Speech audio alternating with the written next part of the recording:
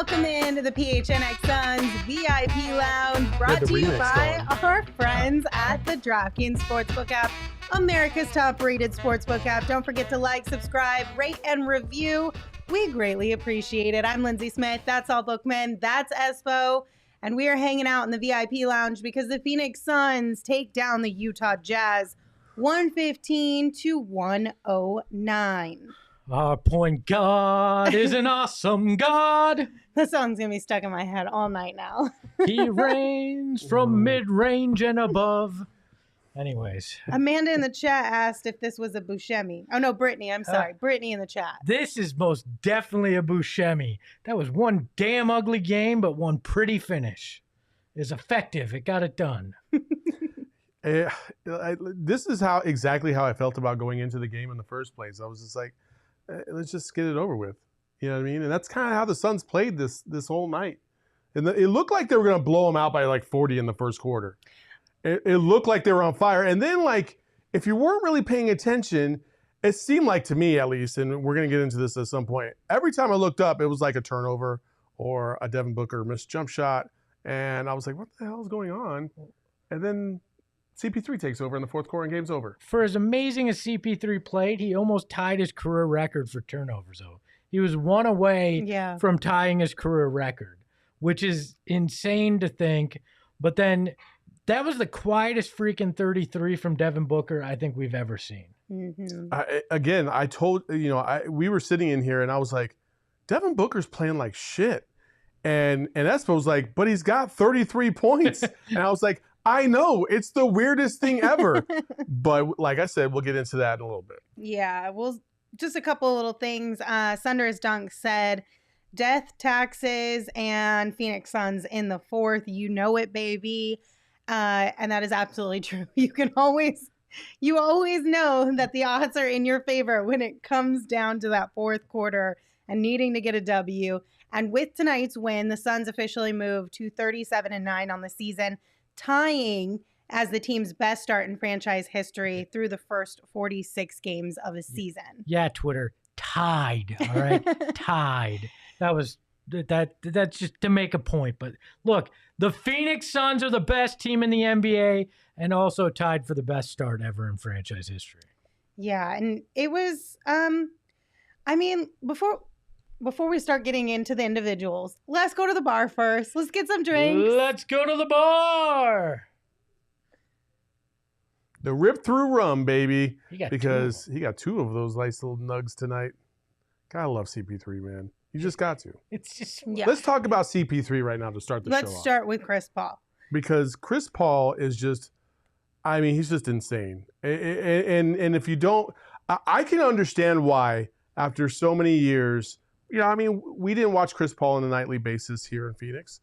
And, when Chris Paul would get some love across the league, I was like, yeah, he's okay. He's pretty good. Yeah, but he's not like, I never thought he was like MVP caliber or he was like, I knew he was an all-star level player, but he just didn't do the things that I thought, that made him stand out as much as other guards. When you watch him on a nightly basis, you just have such a damn appreciation for the way he plays the game. And I actually think he's as efficient a guard as we've ever seen in the NBA. He's like a fine work of art that you only see in a textbook. And then when you get to see it in person, you go, oh, I get it, right? You see the brush strokes, you understand the intricacies, the Mona Lisa, and any of the fine pieces of art. I'm blanking on any of the all of them. What is the Starry Night one? Starry Night by Van Gogh. Any of those things. I've never actually seen any of them in person, but I assume if I get to go somewhere in Europe and see some of these in person, I'll go, oh shit, that's what my art teacher was talking about. But it's like Chris Paul. You don't appreciate it till you watch it on a nightly basis and you understand that the things that annoy you from afar are actually him being one of the damn smartest players in the league and understanding the rule book so well that he knows what he can get away with. He knows how he can control a game, and he's masterful. He's a puppet master. He pulls the strings both for his own team on offense, but then plays the defense too. it's unbelievable what he's able to do. The way he crafts, the game, it is really like he's setting up a canvas for things that he's going to do later on. And a few weeks ago, I was concerned, and I said it looked like he lost a little juice in his step. He wasn't as bouncy with the ball as he used to be. And I was like, is this something to be concerned about? Mm-hmm. I started to see that bounce the last couple of weeks. And when you see him in his groove tonight, and I'm talking about when he's dribbling and you just see like him just, I got you. I know what I'm going to do. I know I'm going to do. Gotcha. Boom. That's when CP3 is at his best. And he was in such a good rhythm in the fourth quarter.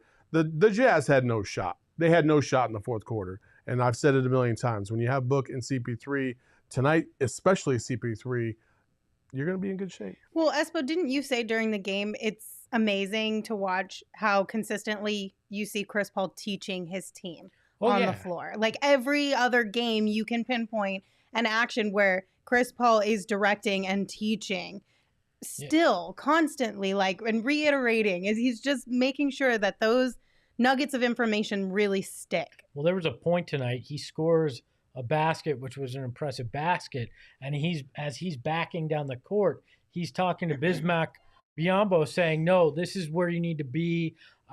Explaining things. Either, and I couldn't tell. Obviously, I was trying to read lips, but he was either talking about where he missed, where he needed to be on the offensive play, or telling him where he needed to be on the defensive play that was developing. Either way, it's those little things night in, night out that Chris Paul does that are more valuable than most people give him credit for. I know we give Monty a lot of credit for the change in culture and demeanor here, but it's also Chris Paul. Mm-hmm. Chris Paul has done as much, if not more, for that as Monty has. Do you think that maybe the reason why we didn't realize just how much Chris Paul would have an impact on our team and all those little things is because just like with Devin, sometimes they're not like the flashy highlight. They don't necessarily go viral on Twitter all the time. Like the nutmegs obviously always go viral, but like every rip through doesn't go viral from him. Every teaching moment doesn't go viral from him. Like you don't, unless you follow him really closely, he's on your team, you may not really see all of those little moments that you guys are talking about. Yeah, it's a different type of leadership that we've seen from CP3 versus, somebody like, Steve Nash. Steve Nash wasn't as demonstrative out there when trying to, point guys in the right direction or teaching moments. He did that, but it wasn't as, obvious to us on a nightly basis. And what CP3 does in these games, he's just one of the best of all time at what he does, and it's just beautiful to watch. We are truly fortunate to watch him play on a nightly basis. I will never, ever back away from that. All right, Gerald Bourguet is here joining us from the Footprint Center. Gerald, welcome. How you doing? Doing good. How about you guys? We're doing pretty good, hanging out in the VIP lounge. We are in the midst of talking about Chris Paul, so tell us, what did you see from the point guard tonight? Yeah, I mean, he just took over down the stretch. I think he had 12 points going into the fourth quarter. He finished with 27, which was a season high. And then he had, I think, 14 assists, almost a triple-double with the 9 rebounds. He was just dominant when the Suns needed him to be, because I think Book started like 14 for 27 and then missed his last 8 shots in a row. So, I mean, he was hitting from all over the floor. And like Monty said after the game, it's a luxury to have a guy like that. Luxury was the word that he used. He said it's kind of a weird word to describe a human being, but it is a luxury to have a guy like that can just dominate and get to his own spots when you need him to. What was the moment tonight from CP that made you laugh? Because you say you have one every night. There was a few for me, but what was yours tonight, Gerald? That's a tough one. Honestly, the one that made me laugh the hardest was probably when he thought he got fouled on one end, came down, committed a clear foul. The ref called a foul on him, and he pointed at the ref like, "What about on the other?" He just always seems to remember shit like that, where he'll go back a few plays or to another game and be like, "Why didn't you do this? Why didn't you call this same foul in January of 2006?" He just has that memory where he will always remember something like that. So it's hilarious to see him bark at officials over it. Gerald, tonight, one thing that kind of stood out, and I'm not trying to bag on this guy because everybody really, really wants me to go on a rant about this individual. But tonight, it just seemed like against a lowly Jazz team that is missing all their star players, this would have been a good time for Landry Shamet to hit a couple buckets that were much needed at some very crucial times in the game. And once again, he came up short. Are we at the point right now where we got to start thinking about putting Shamet on the bench and not playing him? I don't know if we're there yet, especially because you're missing campaign right now, and you don't want to be playing CP3 40-plus minutes like they have the last couple of nights. So I think for now you need to ride it out. But look, like the way that he's not hitting shots right now is concerning, and it's a thing that, come playoff time, he's not going to be in the rotation, especially if this keeps up, but maybe even if it doesn't. I thought he had a nice defensive stop on Jordan Clarkson in the post when he got ISO'd on him. And that was part of that little run that the Suns put together to take the lead back in the fourth. But that's a really small silver lining when you look at the overall numbers and you look at how wide open some of these shots are. It just seems like he's rushed or he's trying too hard to live up to a moment to make a game-changing shot, and they're just not falling for him. So it is concerning, especially because this guy has been a sniper throughout his career. Like, that's the one thing that you've always been able to bank on with him. And right now it's just not falling for him. So if he's not doing that, he's not doing a ton else to help this team. So it is something concerning and something to think about heading into the trade deadline for sure. Well, the chat agrees that the Landry experiment should be over because Code JJM gave us a super chat of $19.99. Thank you, Code JJM. And as soon as we can get that up on the screen, he said the comment was the Landry Shamet buyout donation, not a typo. He's washed. Right there. Yeah, and I mean it's hard to not agree after watching him for 40+ games and him not really have a single one that you could point to and be like, "Ooh, that was really crucial. That was a really good game." There was like it's it's tough. I won't lie to you. I just don't think you can pull the plug on that experiment when you're down so many guys right now. And, you need depth to get to the regular season. That's what it's all about. You're only about halfway through the season. There's still plenty of time for him to catch a groove, get hot, and hopefully carry that into the playoffs. But, if we're seeing what we're seeing from Shamet, Monty's not going to play him in the playoffs anyway unless he absolutely has to. So I don't think this is something to be worried about. I think you worry as far as you look at the overall contract. But for this season, Landry Shamet minutes are not going to make or break you either way. All right, let me just ask. I'm going to put you on the spot here. Are you getting in the sense that they're going to consider a move anytime soon to try to bolster that backup point guard spot with campaign on the shelf for at least 2 weeks, Shamet struggling? You getting any sense of that right now? I mean, I haven't heard this from anybody, but I feel like in my gut the Suns would be making a mistake if they're not at least considering it, because these next few weeks leading up to the trade line are going to force them to take a good hard look at some areas where they're still shorthanded. You talk about the backup one spot, especially with Cam Payne out, that's a struggle. You talk about the 4 spot, Cam Johnson filling in for Jay Crowder, Six not even getting minutes at that backup 4 spot. Ish Wainwright is playing over him right now. So those are some things that they have to consider. They need another wing, and they need another guard who can create his own shot, which were problem areas before these injuries happened. So I think the next few weeks are really going to highlight those flaws on this roster and those areas where they can improve. So I don't know if that alone will make James Jones pull a trade, but it's definitely going to put a magnifying lens on some areas where they could really tighten up the roster for a championship run. Put Jalen Smith at the 2 and call it a day over Shamet. Let's go. Gerald, I'm getting breaking news. The PHNX the PHNX decision desk has projected that you and I are right, that Sticks is not a 4 and he's a 5, and that's why he's not playing. I got that same report here in the arena. I just didn't want to spoil it for the chat. So all right. That's funny. You guys must be watching. Well, never mind. We won't go into that. We haven't really asked you at all about what Monty said. What did he share post game? Yeah, I mean, I think obviously he would have liked to put this game away a lot earlier, but as he said, you just kind of want to, especially in these games where you're going against shorthanded opponents, you want to see if your system holds up, especially when you're down a couple players. And it did. The Suns did what they do down the stretch. I know this is the type of game they should have won by probably 20. But they took care of business down the stretch. That's the most important thing.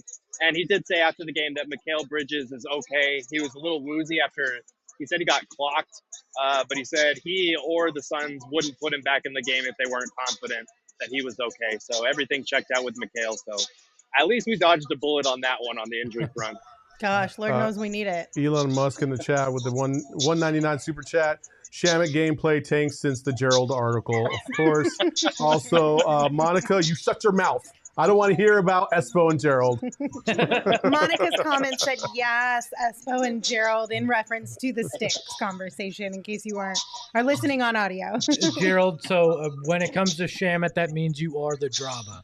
Congratulations. Way to go, Gerald. I always suspected, but now I know. Thanks, buddy.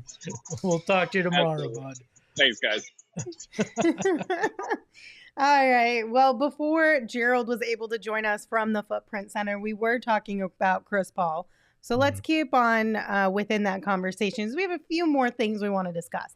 First and foremost, we are naming Chris Paul our DraftKings King of the Game because he finished with a season high 27 points. He had 14 assists and 9 rebounds, just one shy of a triple-double. I love the crown placement by Leah, making it look 3D. She don't care. She don't care where the lines are. The crown can go wherever it wants. I mean, listen, Leah is the best crown placer in the game. That's why we brought her on tonight. It doesn't matter what Shane's doing right now. It's always irrelevant. When Leah's in the house, she knows where to put the crown. Shane is Landry Shamet of crown placement. Ooh. All right. That's just He mean. can't hit the spot it needs to go. Oh my God. That's just I'm waiting for Shane to burst in the door here. Oh my, that's just like, listen, I Damn. don't think anybody gets dogged more on this show than Shane Totally. by Espo. Only about Espo crown hates placement. Shane. Only about crown Just placement. absolutely hates I him. love the stash on my everything else. God. Back on Chris Paul, though. 4th consecutive double-double for CP3, the most since 2016-17. So he is finding a little bit of that groove that he hasn't had for a while, and I think we're all here for it. Yeah, absolutely. I mean, listen, Chris Paul, again, just so efficient tonight. And he took over in the fourth quarter, and that's a lot of those points came in the fourth quarter. Like I said, man, he's just I'm running out of things to say about quite possibly one of the top 3 point guards of all time. With that, the next question is, should Chris Paul be an MVP candidate? Yes. Yes. He's a candidate. He's a candidate. But like, are we talking top 5? Are we talking top 10? Are we talking top 3? Like, I would say 3. top 5 at you least. think top 3? Huh? I think top 3. They're the best team in the NBA. Sure. He's the most consistent factor. He's a guy that's raised the level of play over the last 2 years he's been here. He's leading. He was either leading or near the top in steals, leading in assists. Like, I get that his points aren't as flashy as other guys that would be considered, but what he does, most valuable player means the guy that's helping your team win the most. They have the most wins in the league, and he's doing it in a multiple of ways. I think he deserves to be top 3 in MVP conversation this year. I won't say top 3, just because I felt like he got off to a slow start. Who would you put top 3 be right now? I Do you mean, have an idea? well, I would say this, that Steph Curry is slipping down the rankings. Yeah, because a couple quickly. a month and a half ago, you could have said Steph Curry was at the top of that For race, sure. but he's been having a real rough go at it as of Yeah, late. Steph Curry would have been the one that I felt like. But I mean, listen, in terms of Chris Paul and the way he's performing, if he has nights like this, right? He needs to have nights like this in the premier games, against the best competition, right? I think that's when he solidifies himself as a top 3 contender. He's still waiting for that moment, in my estimation, a game like this where he just dominates, because he just dominated tonight, and he's gonna do it. He's gonna do it. I'm just waiting for that, kind of like the Western Conference Finals. Game 6. He put the fucking team on his back and was like, dude, we're going to the finals. Boom. I feel like one of the hardest parts about this whole thing is that I think a lot of people and a lot of times we want to take all the different stats into consideration, right? Like assists, rebounds, scoring, all of this kind of stuff. And Chris Paul, his scoring hasn't been as high this season, but I also think that that's by design. Yeah, I don't think that he's not missing shots. He's not. When I say take over a game, I don't necessarily No, just I'm mean not. I know. points. I'm not. No, this isn't necessarily to your point. Sure. I mean, just in general, to why people would say, well, the offense isn't there. That's why he shouldn't be in the conversation or as high up on the board. But he's the most impactful player. And I think that's something that should trump stats when it comes to the MVP race. Exactly. In my opinion, anyway. Exactly the way it did when Steve Nash won back-to-back. Like, you've got to look at it in totality, right? And I mean, he's 36 freaking years old. In the playoffs, he's going to turn 37. Like, he's not a spring chicken. He's not some young dude out there doing this. You got to take into consideration his age as well and what he's able to do and how he's able to lead this team. I mean, I'm at the point where they need to start calling the Footprint Center the church, because I am praising at the altar of the point God, and I want to say hallelujah every freaking time he does something amazing out there. This is no shade at your nicknames that you have handed out over the years, but I think that one is my favorite. You're like, the rest of them sucked ass, but this one's okay. No, I think that's super fun, though. Yeah, until he doesn't play for us anymore, then we don't call it the church anymore. No, just right now. Okay. Just right now. I got you. Coach JJM said CP3 is more important to this Suns team than Nash was to the 7 seconds or less Suns. The biggest difference there is flash. What do you guys think? I don't know about that. Nah, like, I don't know about Nash that. was the engine that made that team go too. I think they're equally as important. Okay. Because with that, both of those teams without their point guard are just pedestrian. But with them, they're next level. They're special. They're league leaders. And that's not a knock on CP3. We're talking about a guy that won back-to-back MVPs in Steve Nash. Chris Paul and him being on the same level is actually a compliment, I think.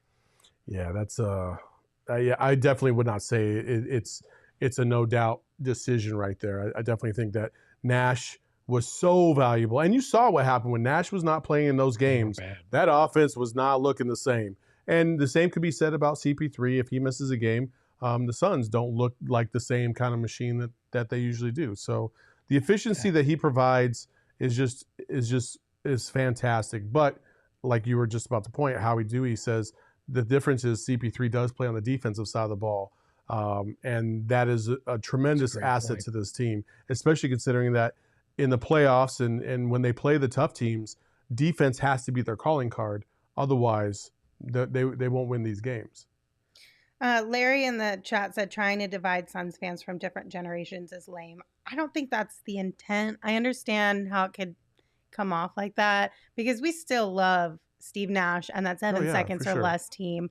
I think it's just a different era. It's a conversation point. Yeah. We're not sitting here saying if you like Nash, then fuck you. Because we absolutely love that team still, and we love Steve Nash. Right? So I just want to make sure that you understand, like, we're not trying to divide by any means. We're splitting damn hairs. They're two of the top 5 greatest point guards of all time. Like, there's no shade to either guy when you compare them and their value to this. So. All right, we're going to take a quick break because 4 teams remain in the NFL playoffs, and that means only 4 teams left for you to bet on at DraftKings Sportsbook, an official sports betting partner of the NFL. Counting down to Super Bowl 56, new customers can get 56-1 odds on any team. Bet just $5 and get $280 in free bets if your team wins. Now, if you are not a new customer, you can experience the conference championships with same-game parlays. Combine multiple bets from the same game for a bigger payout. The more legs you add, the more money you can win. Download the DraftKings Sportsbook app right now. Use that promo code PHNX and get 56-1 odds on any NFL team. If you bet just $5 and win, bet just $5 and win $280 in free bets if your team wins. That's promo code PHNX this week at DraftKings Sportsbook. That's 21 and older only, Arizona only. Gambling problem? Call 1-800-NEXT-STEP. New customers only. Eligibility restrictions apply. See DraftKings.com/sportsbook for details. Well, you guys missed when I referred to adding more legs on your same game parlay as the human centipede of gambling. And I made Gerald go, "Oh no," very audibly when it was just Gerald. No, I was here. Were you there for that? I was here remember. for that. I just glossed right over it. All right. I was like, let's keep this train on and moving like I'm going to do right now. So Devin Booker did not necessarily have the best offensive or the most it was offensive. The most efficient offensive outing. And that is tonight's Take Your Shot because my guy, Devin Booker. Do you want to do the read-in first? Yeah, let me do the read-in first. Sorry. So COVID-19 vaccines are free for everyone 5 and older. Those 12 and older are also now eligible for a booster. Visit azhealth.gov for a location near you. Take it away, Saul. Bro, Devin, like, listen, everybody will sit there. They might look at the stats and look at the stat line and say, oh, Devin Booker, another 30-point performance. But when you look at the breakdown, 14 for 35 from the floor, that is not good. 35 shots to make 33. Oh man, come on now. That's like Donovan Mitchell type shooting. It's not efficient at all. And he was missing some bunnies. There's you can see on that shot chart that there was some close by shots that he was missing, and so he's tonight's Take Your Shot because I would have rather him not take as many shots and look to maybe pass it off to an open guy, because clearly after that first quarter he just didn't seem like he was in a really good place. He wasn't in a really good groove. So you're saying, hey Devin, don't take your shot. He's 3 of 13 from behind the arc. Yeah, that's just not good. At some point, I love that Devin's aggressive, but at some point you want him to go, not my night. Let's get the teammates involved. And he did kind of give way to CP3 there in the fourth, but yeah, that's just not a pretty offensive night. But like the Cove Crazies are pointing out, he's still playing hard defensively out there. He is. He had that play where he almost got another block defensively where it was enough to stop the fast break and keep the Jazz from scoring. He's been real streaky of late. Mm-hmm. He had the 48 in San Antonio, but then he had the awful night the last game against the Pacers. Right. Tonight, first half versus second half, like two totally different players. I mean, that first quarter, he came out guns a-blazing.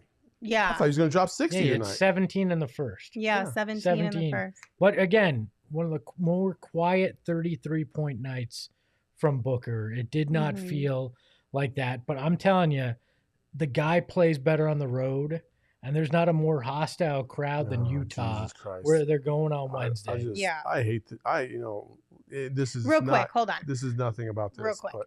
COVID-19 vaccines are free for everyone 5 and older. Those 12 and older are also now eligible for a booster. Visit azhealth.gov for a location near you. I am so anti they play better at home or play better on the road because of what just happened to the Cardinals and how much I had to hear about that dumb shit. Oh, they're a better road team. Then they get smacked on the road. Like, you play better on any court. That should be the rule. Like, you play good no matter what. He's played so well at home, obviously. I know he gets up on the road, or he showed that he's going to get up on the road after the Raptors thing happened. But I just play good. Period. He usually does. I just mean when there's a group of particularly hostile fans or one guy dressed as a Raptor, he seems to lock in, and that's just a little extra motivation. And Utah is known for that.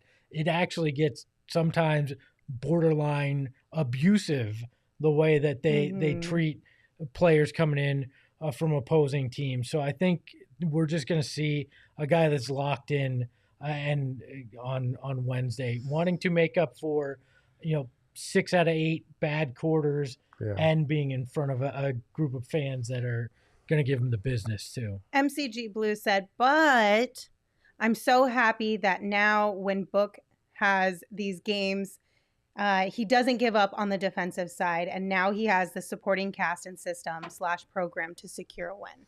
He absolutely does. And that's the best part about this. I wouldn't say we're nitpicking necessarily, because 35 shots is hell of a lot. We're nitpicking. But nitpicking would say Mikal Bridges needs to play better. I know he got hurt at the end of the game, and we're not saying I'm not saying anything about that, but Like, Mikal Bridges has got to play better. He has not had a good last month. He has been wildly off. He's been almost absent on the offensive side. Like, that would be nitpicking right now because of the win. But I was like, what? Where are we going? That'd be nitpicking. I'm going to do it anyways, but that would be nitpicking. Because people need to know where they stand. Because eventually we're going to talk about that. You want to talk about Mikal Bridges? Man, Mikal's just got to play better. He just does. We can save it for the audio only tomorrow. Okay. You can have a platform of 15 minutes of just, going off on Mikal. I'm not going to go off on Mikal. He just needs to play better on the offensive side of the ball. He is missing way too many wide open shots. And it's going to come to a head when they play. Let's just say on Wednesday, the Jazz have everybody back. Mikal better show up. Yeah. Because they'll get run out of the building if he doesn't show up. Because CP3 and Booker can't do everything, especially if you have a night like tonight.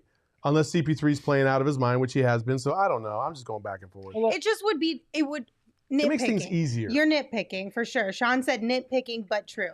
Yes, nitpicking. But at the end of the day, it also is really valuable for your team. It takes the load off of Devin to have big offensive outings every night. It takes that load off of Chris Paul to have to show up huge in the fourth quarter to get the W. Like, it would be wonderful to have a little bit more consistency on the offensive end from Mikal Bridges. Taboo Tidbits basically just said that Mikal Bridges is the Chandler Jones of the Phoenix Suns. Well, it is. It's complete inconsistency. One night you're getting 20. He's slashing to the hoop. He's making buckets. The next night you're getting 6. And it's just, give me a consistent, I don't care if it's 14 a night. Just consistently do it so you can know what to expect. You cannot pencil in anything specifically for Mikal Bridges on any given night offensively. And Brian is absolutely right. You are right, Catano. You are absolutely right. Bismack was the sweet baby face angel of the game. Give him his flowers. Yes, go ahead. Tell him. We're all Bismack Biyomboys tonight as Bismack had 16 points and 13 rebounds. I love this guy. He also had a block and an assist, too. He's coming through and just doing the little things. But if I see one more person on Twitter go, hey, are there system centers? Is this just a system that favors centers? Like, that's being rude to Bismack and undervaluing what he's been able to go out there and do, and then completely overlooking DA. So I'm sick of hearing that. Taboo's Tidbits checking in from Austin, Texas. Hey, welcome. There you go. Not as far as the UK, which we had in pregame. It's not a competition. We'll okay, take Shane did say, Shane brings up a good potential talking point. To be fair to Bridges, pretty hard for him to get going offensively when Devin is taking 35 shots. I'm talking about the things that Mikal could control, which is when he was getting shots, he wasn't hitting them. That's what I'm talking about. Yeah, Devin could have passed the rock a little bit more. A little definitely. bit more, for sure. All right, gentlemen. You all right over there? Yeah, I was reading the comments. All right, gentlemen. I was reading the comments. Is there anything else from gameplay that you want to talk about before we go into a Cove crazy topic? Yeah, there was a stretch there in the fourth where the Suns won an 11-0 run and kind of got that separation that they needed. And CP3 had 8 of those points, right? Mm-hmm. I know we talked a lot about him, but this team is so clutch for one of those runs in the fourth that either extends a lead and puts it out of range or gets them that lead and they keep it for good. I can't say enough about the poise of this team. A lot of teams would panic coming in after the third, especially in a game like this where all of a sudden you're losing to a bunch of scrubs, which I no disrespect, but disrespect to the Utah Jazz roster that was out there tonight. The Suns had no business being in this close of a game, but yet they somehow still kept the composure, came out and just closed it out. That is a sign to me about how good this team is, that even not on your best night, you're still not having the mental lapse that turns this game into a Buscemi. It turns this game from a Buscemi into a loss. I kind of look at the big picture here. You know, the Suns have been fortunate to play a lot of teams that have missed a lot of players. The Suns were missing players tonight too. But this is when you want, Jordan Clarkson, for example, he had a pretty good night. He damn near tried to pull him back in the last couple minutes on a couple ridiculous threes. And you'd like to see somebody like a Mikal Bridges try to emulate that. Cam Johnson had a fairly decent game tonight. You're gonna let me give Cam Johnson my flowers. That was gonna be my wrap up. Go ahead. You do it, okay, and then thank you. I have an thank apology. you. So. We have to give flowers to Cam Johnson because at the pregame show, I don't know if we were all completely sure if it was going to be a Cam Johnson night or not, but I would say it ended up being a pretty good Cam Johnson night. He finished with 20 points, 3 steals, 6 rebounds, 5 of 8 from the 3-point line. So, sweet baby angel, Cam Johnson, here are your flowers. Where's my camera? Cam, I've been in your corner since our player previews. We picked you to be the breakout star this year. Pad this before he apologizes. And I just want to say I am very sorry that I doubted you coming into tonight's game. You can give me a call, bro. We can talk. If you want to play another round of only Cams, we can do that too. But I am genuinely sorry from the bottom of my heart for not picking you. If you've not seen Only Cams on one of our long previous episodes, check it out. It's a game we played, not something fun. Between Espo and Cam. Yeah, no, it was a fun game for sure. People that are new to the show, they're like, "What the fuck? What? Only Cams?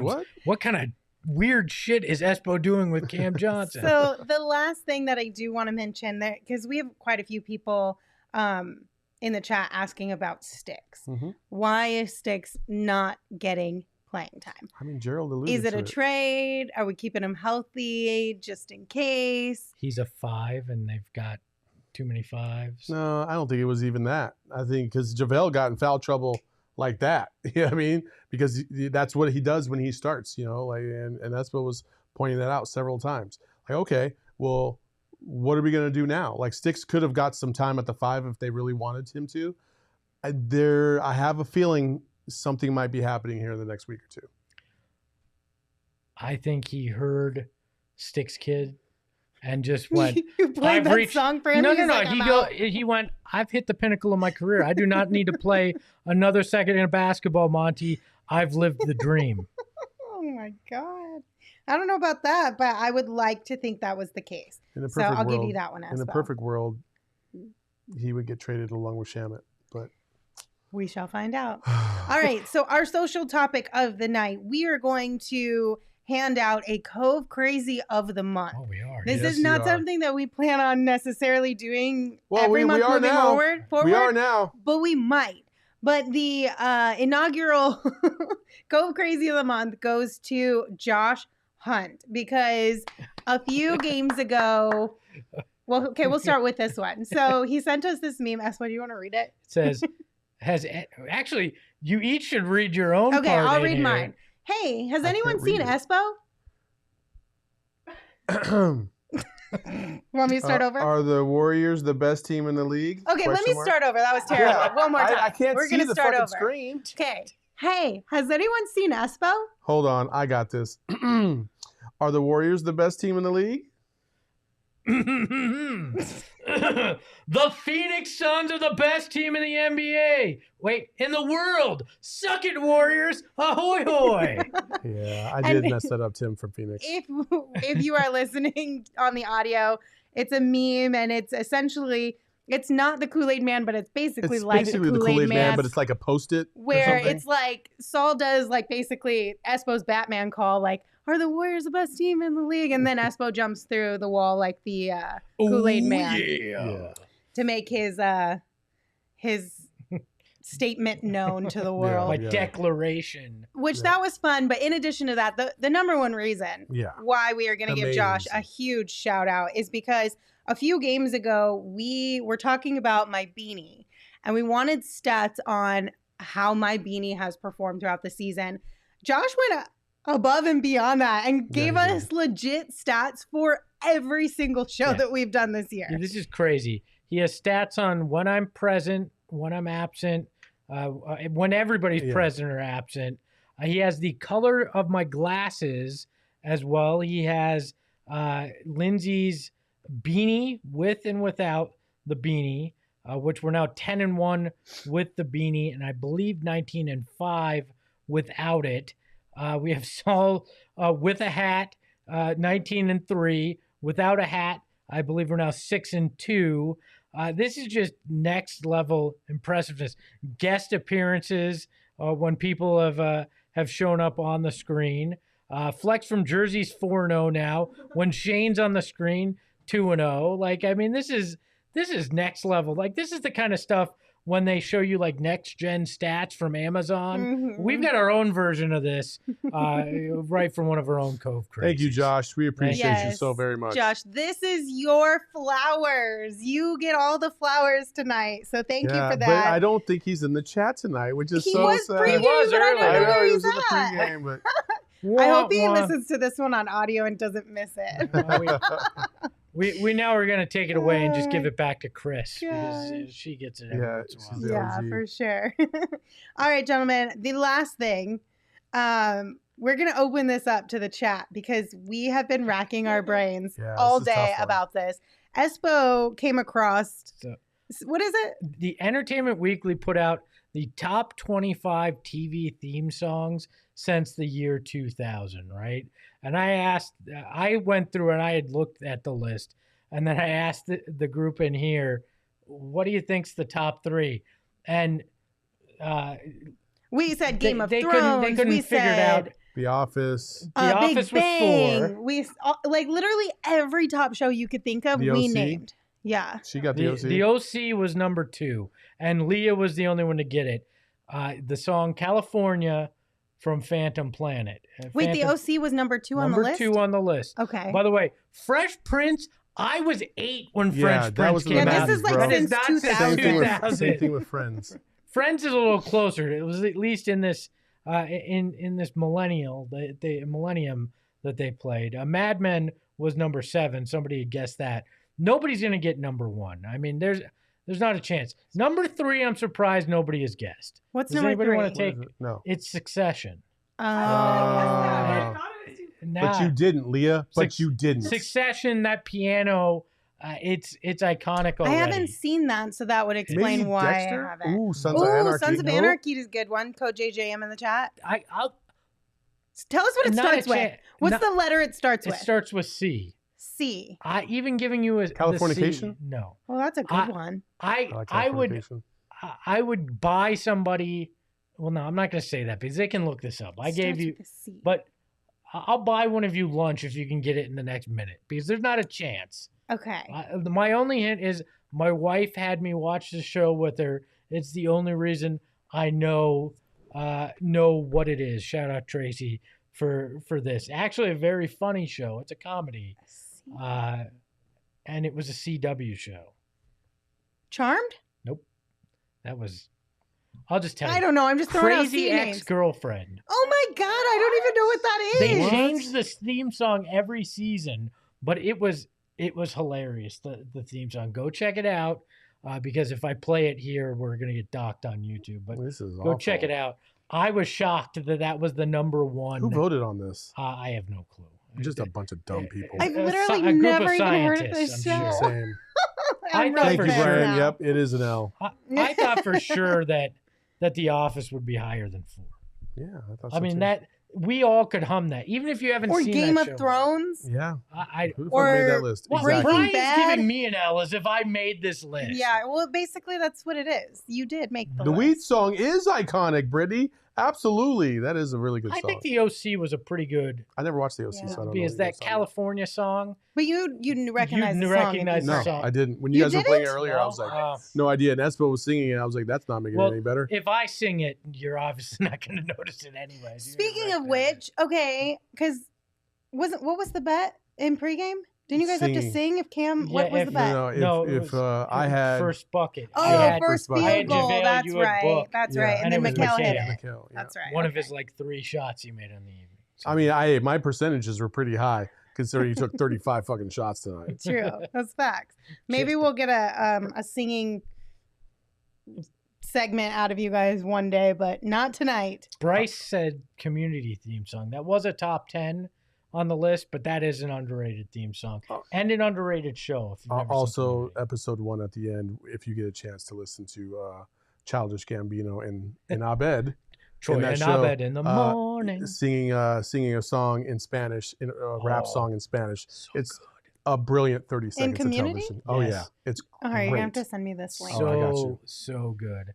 Have Lindsey, would Lindsay you like sing to the s- stick song. Hell no. It would be, I that don't would wanna literally grow up. make your ears bleed. I cannot sing to save Mike, my life. Full House was in the Bro, 90s. that was in the 90s. This is since 2000. Okay, but Workaholics was a 877 Cash Now. dope movie. What's the other one? What's the legal one? Which, You're in a wreck, Sweet need James? a check, call. Fudge. Yeah. What is it? Lerner Row is the way to go. there Call you go. 9771900. Tell me you grew up in Phoenix Boom! without telling me you grew up in Phoenix. Am I right? Oh my gosh. All right. Thank you, everybody, for tuning in to another PHNX podcast episode. We appreciate you all. One more time, please rate, review, subscribe. It really helps us out, and we greatly Please appreciate give us your a rating support. on especially on Apple Podcasts. It 5 helps stars. It helps us get that number up so more people can enjoy the show. It really would help us out. And Please, go thank do you. that and tell like the 1 or 2 haters that slipped into the reviews, they can go take a long walk off a short pier. Yeah, all right? that's not going to piss them off anymore. Let's do it. I was gonna say that's just gonna embolden them, but whatever. Also, if you haven't checked out our merch recently, head over to phnxlocker.com today to see all the new stuff that is available over there. You can get any t-shirt there for $29.99. Rep your favorite team, be the envy of all of your friends because they're super dope. Also, tomorrow we will start another Deal of the Week for all the members. So, Deal and it of will the be week. Suns Deal of the Week starting tomorrow. Yes. We will see you guys on Wednesday with another game against the Utah Jazz. Tomorrow that's true. Tomorrow, Tuesday, we will have an audio-only podcast for you, and you can listen to that wherever you listen to your podcasts. Until then, we will talk to you guys later. Don't forget, you can follow the show on Twitter at PHNX_Suns. You can follow me at Lindsey Smith AZ. You can follow Saul at Saul_Bookman. You can follow Gerald at Gerald Bourget. And you can follow Espo at Espo. Espo, take us home. Remember, we're a 5-star audio podcast and a 1-star video because you got to look at my face. Ahoy, hoy.